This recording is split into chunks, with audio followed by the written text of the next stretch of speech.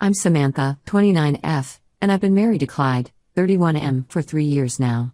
We met at a mutual friend's barbecue 6 years ago, and it was like something out of a rom-com. He spilled his drink on me, I laughed it off, and we ended up talking for hours. We dated for 3 years before getting married, and those years were some of the happiest of my life. Clyde is everything I could have hoped for in a partner, kind, supportive, and we share a deep understanding that I've never experienced with anyone else. We both work full-time jobs. I'm a graphic designer at a local advertising agency, and Clyde is a high school history teacher. Our evenings together are precious to us. We usually cook dinner together, experimenting with new recipes we find online, and then settle in to watch our favorite shows. It's a simple routine, but it's ours, and I love it. When we first got married, we faced a dilemma about where to live. We had been renting a small apartment, but we wanted something more permanent. That's when Clyde suggested we move into his childhood home.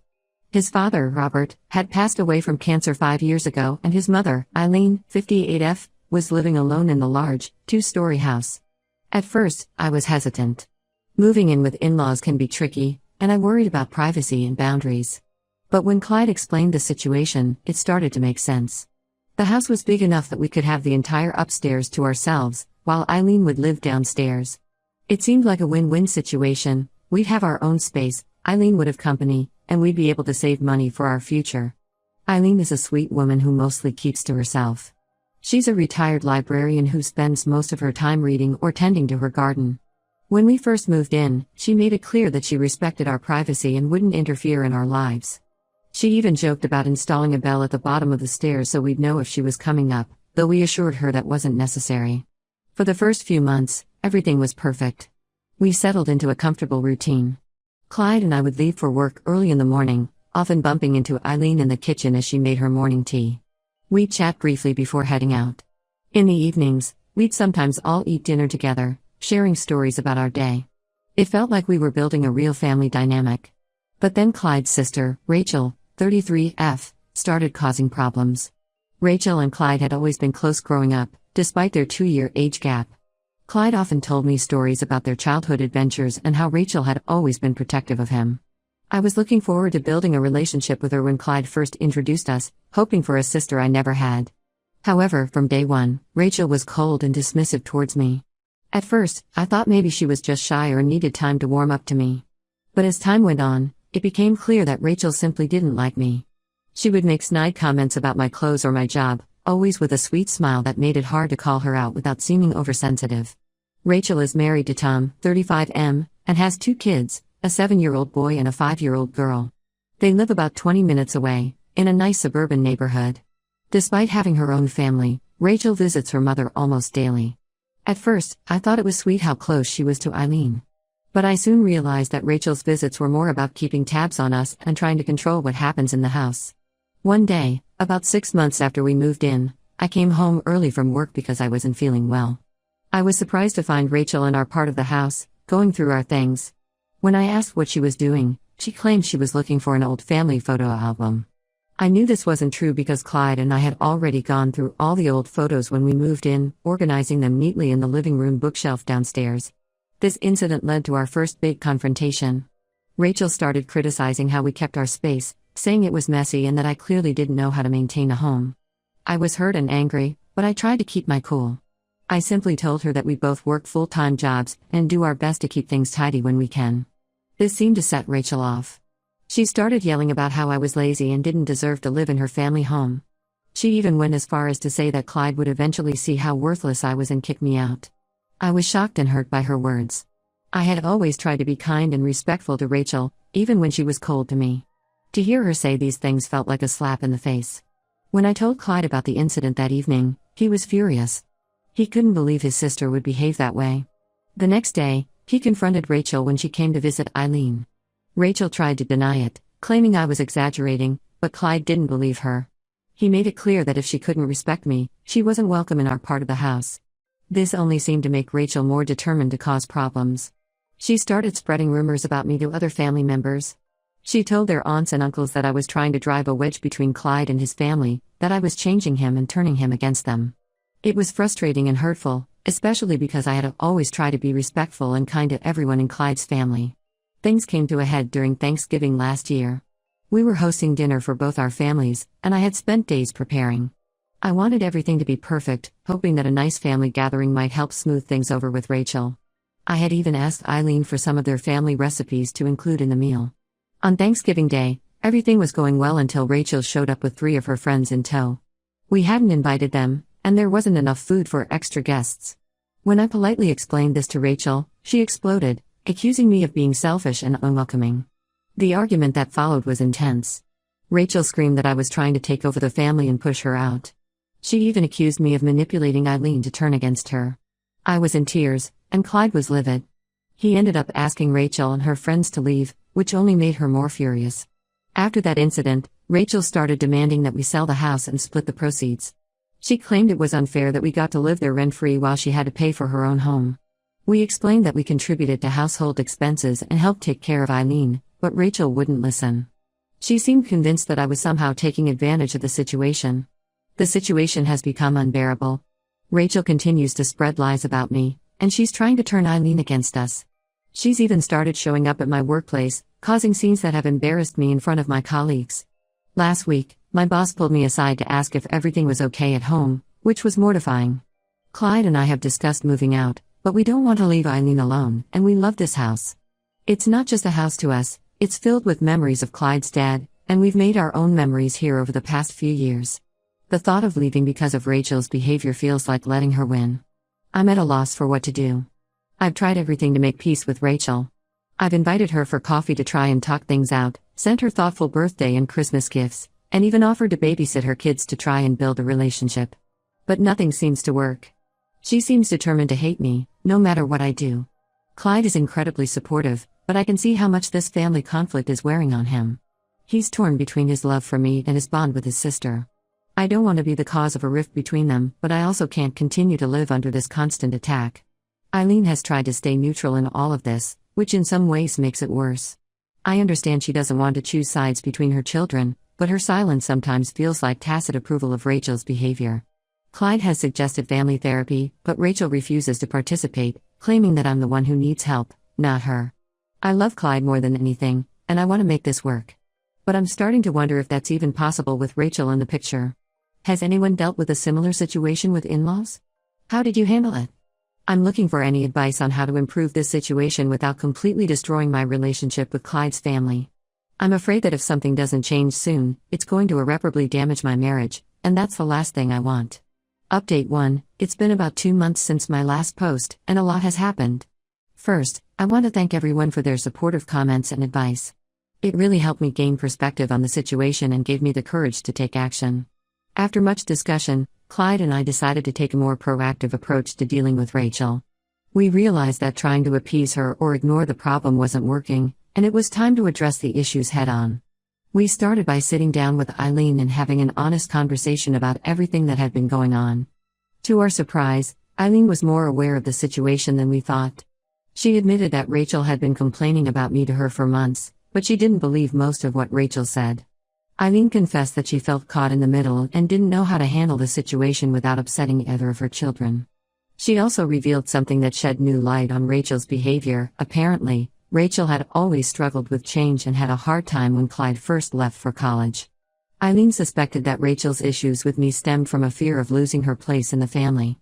This conversation with Eileen was a turning point. She suggested that we have a family meeting to clear the air. We were hesitant at first, worried that it might devolve into another shouting match, but we agreed it might be the best way to address everything openly.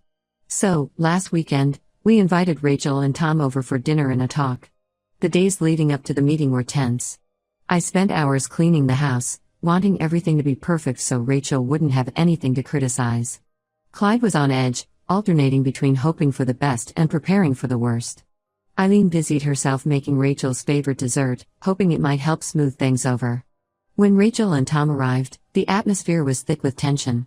We made awkward small talk over dinner, everyone avoiding the elephant in the room. Finally, after we'd finished eating, Clyde cleared his throat and suggested we move to the living room to talk. The conversation started tensely. Rachel immediately went on the defensive, accusing me of trying to steal her family. I took a deep breath, reminding myself of all the advice I'd received, and calmly explained how her behavior had been hurtful and unwarranted. I shared specific instances of her actions and how they made me feel, trying to keep my tone neutral and non-accusatory. Clyde backed me up, telling Rachel that her treatment of me was unacceptable. He reminded her of all the times I had tried to build a relationship with her, only to be rebuffed or insulted. It was hard for him, I could tell, but he stood firm in his support of me. To our surprise, Tom spoke up. He had always been quiet during family gatherings, and I realized I barely knew him despite being in-laws for 3 years. He admitted that Rachel's obsession with her childhood home and her animosity towards me had been causing problems in their own marriage.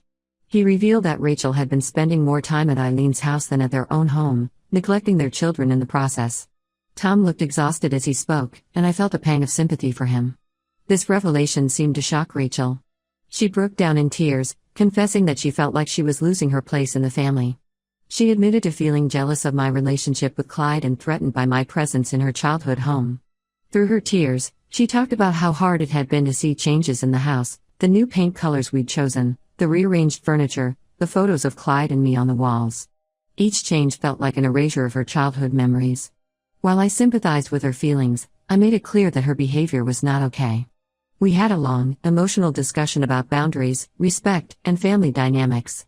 Rachel opened up about feeling left behind when Clyde went to college and how she had always imagined raising her kids in their childhood home. I shared my own fears of never being accepted by her and how her actions had made me feel unwelcome in what was supposed to be my home too. By the end of the night, Rachel had apologized for her actions, and we had agreed to try and start fresh. It wasn't a magical fix, years of resentment don't disappear overnight, but it felt like a step in the right direction. We set some ground rules: Rachel would call before visiting and respect our privacy in our part of the house. We would have regular family dinners to stay connected in a positive way. Rachel would stop spreading rumors and negative comments about me to other family members. We would all make an effort to communicate openly and honestly about our feelings and concerns. Rachel agreed to consider seeing a therapist to work through her feelings about change and family dynamics. It's only been a week since this meeting, but I've already noticed a change. Rachel has been more respectful when she visits, calling ahead as agreed. She even invited Clyde and me over for dinner at her place, which is a first. The dinner was a bit awkward, but it was nice to see Rachel making an effort. Eileen seems relieved that we're all trying to get along. She's been more relaxed and has even started talking about taking a vacation, something she hasn't done since Robert passed away. I think she feels less pressure to be the peacekeeper now that we're all communicating better. Clyde and I have had several long talks since the family meeting. He's expressed guilt over not realizing how deep Rachel's issues ran and for not standing up for me sooner. We're working through it together, and if anything, this whole ordeal has brought us closer. I'm cautiously optimistic about this new development. I know it will take time to rebuild trust and create a truly positive relationship with Rachel. There are moments when I still feel guarded around her, waiting for the other shoe to drop. But I'm trying to approach our interactions with an open mind and heart. We're planning a family outing next weekend, a picnic in the park where Clyde and Rachel used to play as kids. It was Rachel's idea, and I'm choosing to see it as a positive sign. I'm nervous but hopeful. I'll keep you all updated on how things progress. Thank you again for all your support and advice. It's been a challenging journey, but I'm hopeful that we're on the path to becoming a real family. Update 2. It's been about 3 months since my last update, and I wish I had better news to share. Initially, things seemed to be improving with Rachel. She was respecting our boundaries, and we even had a few pleasant family dinners together. The picnic I mentioned in my last update went surprisingly well. Rachel shared some funny stories about her and Clyde's childhood antics, and for the first time, I felt like I was getting a glimpse of the sister Clyde had always told me about. However, about a month ago, everything took a turn for the worse. It started when Clyde and I announced that we were expecting our first child. We had been trying for a baby for a while, and we were overjoyed when we finally got the positive test result. We decided to share the news at a family dinner, thinking everyone would be happy for us. Eileen was thrilled, immediately talking about knitting booties and planning a nursery in the spare room downstairs. But Rachel's reaction was unexpected. At first, she congratulated us with a tight smile. But as the days went by, her behavior became increasingly erratic. She started showing up at the house unannounced again, often at odd hours. One night, she rang the doorbell at 11 p.m., claiming she had a bad dream and needed to check on Eileen. Another time, she showed up at 6 a.m. on a Saturday, saying she was in the neighborhood and thought she'd stop by for breakfast. When confronted, she claimed she was just checking on Mom, even though Eileen was perfectly fine. Things escalated when Rachel started rearranging things in our part of the house. She claimed she was baby-proofing, but it felt more like she was trying to assert control over our space. She moved our furniture around, saying certain arrangements were safer for a baby. She even went through our kitchen cabinets, lecturing us about the dangers of certain cleaning products. When I asked her to stop, she accused me of being ungrateful and hormonal. She said she was just trying to help and that I clearly didn't know anything about raising children. It was like all the progress we had made over the past few months had vanished overnight. The final straw came last week. I came home from work early due to morning sickness and found Rachel in our bedroom, going through our closet. She claimed she was looking for some old baby clothes she thought Eileen had stored there, but I knew that wasn't true. We had already gone through everything when we moved in. I asked Rachel to leave, trying to stay calm despite my growing frustration. But instead of leaving, she became hysterical. She started yelling about how this was her family's house and that I had no right to kick her out. She even went as far as to say that she should be the one having a baby in this house, not me. She ranted about how she had grown up here, how she had always imagined raising her children in this house, and how unfair it was that I was taking over her family home. Clyde came home in the middle of this confrontation and was furious. He firmly told Rachel to leave and not come back until she could respect our privacy and boundaries. Rachel left in tears, but not before warning that we'd regret this. Since then, Rachel has been calling Eileen constantly, trying to turn her against us. She's been telling Eileen that we're pushing her out of the family, that we don't want her to be involved in the baby's life. She's also been posting vague, passive-aggressive comments on social media about fake family and home wreckers. Eileen is caught in the middle again, torn between her love for all her children, including the one on the way. She's been trying to mediate, but it's clear that the stress is taking a toll on her. Clyde and I are worried about the effect all this drama is having on her health. Clyde and I are at a loss. We love this house and don't want to leave Eileen, but we're seriously considering moving out for the sake of our mental health and our unborn child. We're worried about the stress this is causing to the baby, and we don't want our child growing up in such a toxic environment. We're planning to have another conversation with Eileen about the situation. We're hoping she'll understand and perhaps consider asking Rachel to seek professional help. Rachel's behavior seems to have escalated beyond simple sibling rivalry or fear of change. We're concerned that there might be deeper issues at play. If things don't improve, we might have to make the difficult decision to move out. The thought breaks our hearts. We love this house and the life we've built here. But our baby has to be our priority now. I'll update again when we have more news. Thank you all for your continued support during this challenging time. Update 3. It's been 6 weeks since my last update, and a lot has changed. I'm now 20 weeks pregnant, and we recently found out we're having a little girl. Despite the joy of this news, the situation with Rachel has continued to deteriorate. After our last confrontation, Rachel's behavior became even more erratic.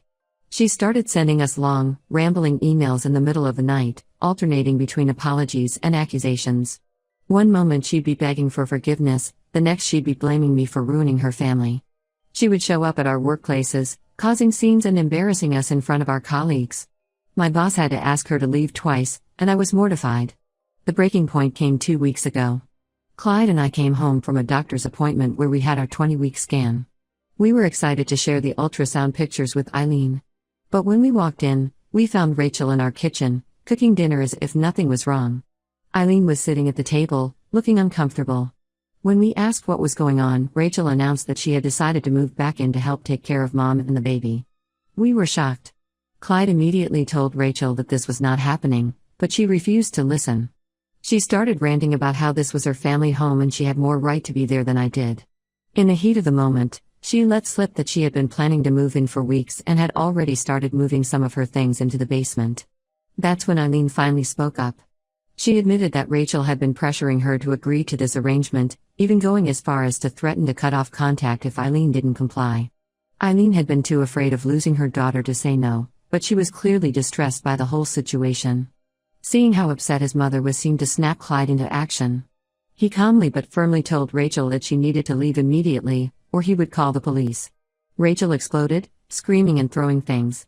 In her rage, she accidentally knocked over Eileen, who fell and hit her head on the kitchen counter. The next few hours were a blur of ambulances, police, and hospital waiting rooms. Thankfully, Eileen was okay, just a mild concussion, but the incident was a wake-up call for everyone. While at the hospital, we learned that Rachel had been struggling with some mental health issues and had recently stopped taking her medication without consulting her doctor. This explained some of her erratic behavior, but it didn't excuse it. In the aftermath of this incident, we've made some big decisions. We've taken out a restraining order against Rachel. It breaks our hearts to do this, but we need to prioritize our safety and the safety of our unborn child. Eileen has agreed to seek therapy to help her deal with the situation and set healthier boundaries with Rachel. We're working with Rachel's husband, Tom, to ensure she gets the help she needs. He's been incredibly supportive and apologetic about the whole situation. We've decided to stay in the house for now. Eileen needs our support, and we don't want to uproot our lives because of Rachel's actions. We're converting the basement into a small apartment for Eileen, giving her more independence while still keeping her close. It's been a challenging few months, but we're hopeful that these changes will lead to a more peaceful future. We're focusing on preparing for our daughter's arrival and creating a loving, stable home for her. Thank you all for your support throughout this difficult journey. Your advice and kind words have been a source of strength for us. We're looking forward to the next chapter of our lives, hopefully with less drama and more joy.